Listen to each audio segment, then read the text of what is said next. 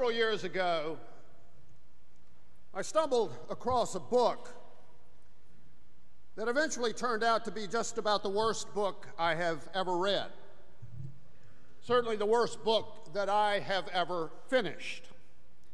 A book that I would never recommend to anyone, despite its having won a number of prestigious literary awards.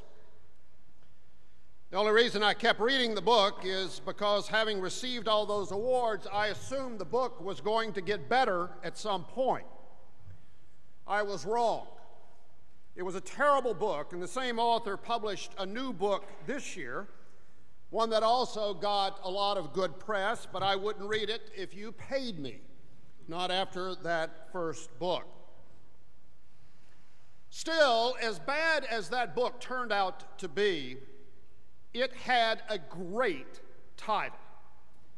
And given the difficulty I've always had coming up with sermon titles, when I find a good one, I tend to use it over and over again, as I have on several occasions, and have again today. And that title is The God of Small Things. Actually, I think it makes an even better sermon title than it does the title of a book. And hopefully it makes for a better sermon than it did a book.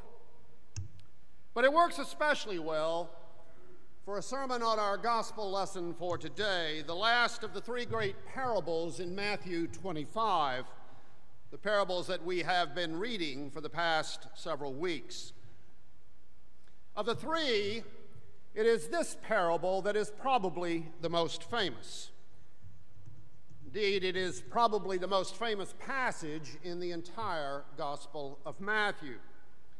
And there was a period in my life, particularly early in my ministry, when I probably heard more sermons preached on this particular text than on any other biblical passage. It's the story, of course, of what we usually call the Last Judgment, when at the end of time the Son of Man shall return with his angels in glory, and like a shepherd separate the sheep from the goats. That is, separate the righteous from the unrighteous. The former destined for eternal life, the latter for eternal punishment. But what's really interesting here, and the reason I think this story makes such an impression upon us, is not so much the fact of judgment itself as it is the grounds upon which this judgment is said to have been rendered. The grounds because they catch everyone involved by surprise, both the righteous and the unrighteous. Those grounds being what was done and not done for those whom Jesus here calls the least of these. The least of these. So who is it that Jesus is talking about? These people whom he calls the least of these. I think we naturally assume that he's referring to people of some lesser status, the kind of people who are often dismissed as of little or no importance, people who simply don't much count or matter in our world today. Today, those people might well be refugees, people who have fled their homes and yet have no place to go. At least no place to go where they're very welcome. People that others would prefer just somehow go away. Or, on the other hand, it might be members of a despised minority. For example, the Jews in Nazi Germany, or these days the Rohingya people in Myanmar that we have heard so much about in recent weeks. Interestingly enough, though, this same phrase, the least of these, can also and is at times used in the New Testament to refer to another group, and that is to those who are literally the least of these, that is to say, children. And that could actually be whom Jesus is talking about here, for we all know that Jesus had a very soft spot in his heart for children, and that nothing made him madder than for people simply to dismiss children as of little or no importance, to treat them as if they didn't really matter, as if they really were the least of these. But whoever it was that Jesus had in mind when he said these words, I'd like to suggest today another way of thinking about what he said here. And that is to think in terms not only of the least important people, but also what might be considered the least important actions, the so-called little or small things we do in life. Because just as how we treat the least important people around us, the people that we tend to think don't really matter, the people who really can't do anything for us, just as how we treat them reveals a good deal about who we really are. In much the same fashion, I think, how we approach the little things in life can also reveal a lot about how you and I are, what we are, who we really are. Why do I say that? I say that because if you really want to know what people are like, and by that I mean what they are really like, don't look at them when the spotlight is on them, when they're doing those big things that everyone considers important, the things that everyone cares about, because everyone is on their best behavior when all eyes are on them. Instead, look at them when they're doing the little things, the things that no one thinks are very important, the things that, for the most part, no one even notices, the little things, the small things in life. It's not because the small things are really more important than the big things. They're not.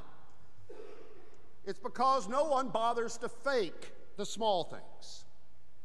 In fact, very often we hardly bother with the small things at all because they're so small and not worth, we think, our time.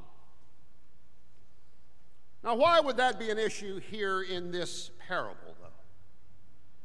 It's an issue because there are two big problems when it comes to religion, two things that tend to corrupt religious faith, and on occasion can even turn religion into something that is not simply useless, but something that's actually dangerous.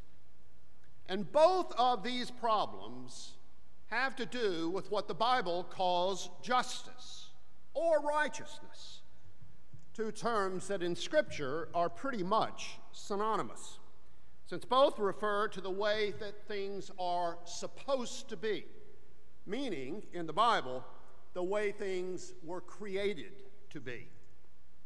Now, of course, everyone is for justice. It truly is a universal value. Nobody says they're not for justice. We may, and actually do, have different ideas of what exactly justice is, of how things should be, but still, everyone is for some kind of justice.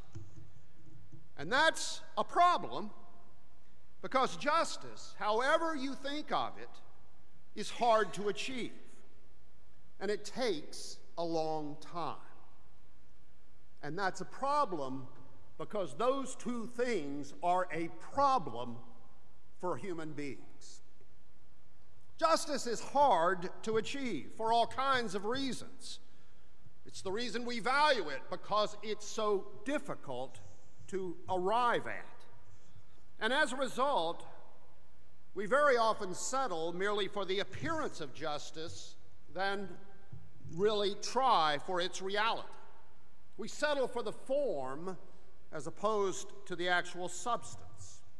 And I certainly think that that is the case in our society today, where we go to great lengths, enormous lengths actually, to ensure the appearance of justice.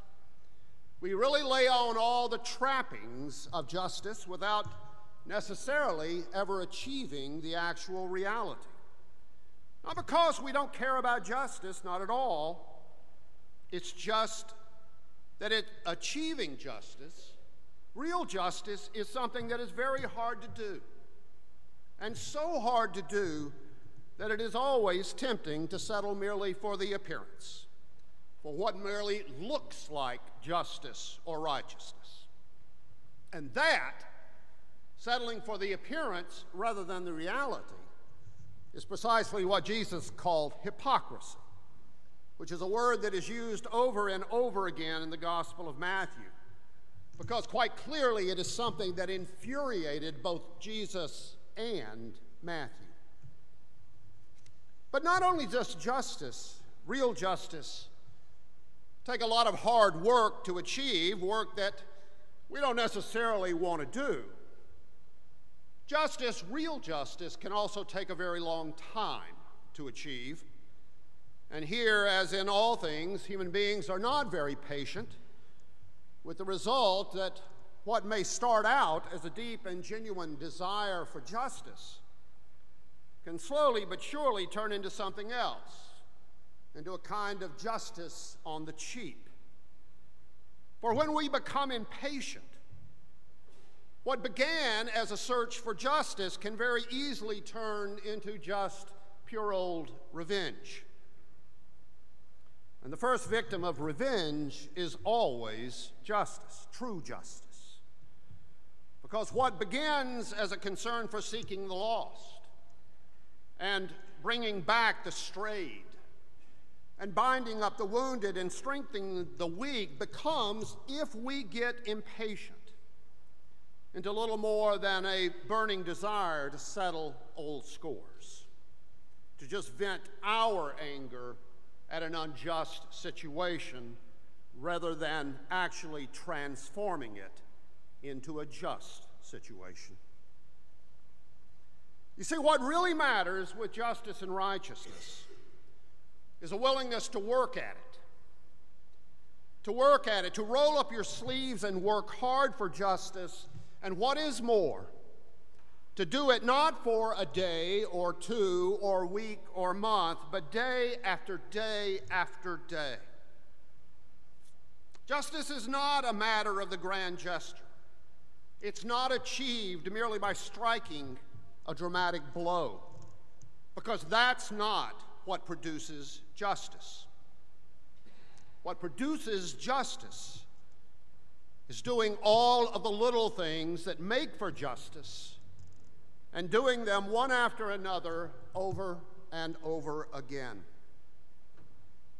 And if even a whole lifetime of doing all the small things doesn't achieve justice, real justice, that's not a problem. Because that doesn't mean that we have somehow failed. It just means that there's still more work to do. Of course, though, if you're willing to settle for just the appearance of justice, if that's enough for you, then you probably won't bother much with those small things at all. Because that's the problem with small things. They don't much matter to us. They don't make much of an impression, much of a splash. Nobody notices you when you do the small things. And if you're in a hurry, a big hurry to achieve justice, then the small things won't appeal to you either. Because doing the small things doesn't get things done fast. It takes a long time. All of which is why I think a lot of people just don't bother with the small things in life, the little things in daily life, the right things to do, those things, when all is said and done, are really and truly what slowly but surely does change this world. Like most people I know who entered the ministry, I did so in the hope of changing this world for the better. But back then, I thought that meant doing something big and dramatic, something that would make a big splash, something that would transform this world overnight. I was confident I would be able to do that. Well, 40 years later, I'd still like to change the world, but I have learned that trying to do that doesn't mean doing something big and dramatic, because that really wouldn't change this world at all, since that is the way the world works.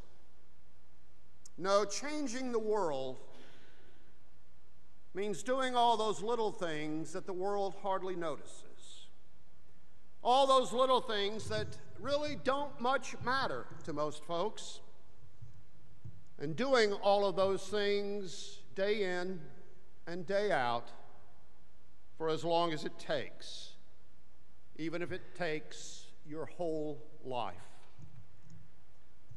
Sometimes you worry and think, who notices? Who really cares if I do these little things, the right thing to do?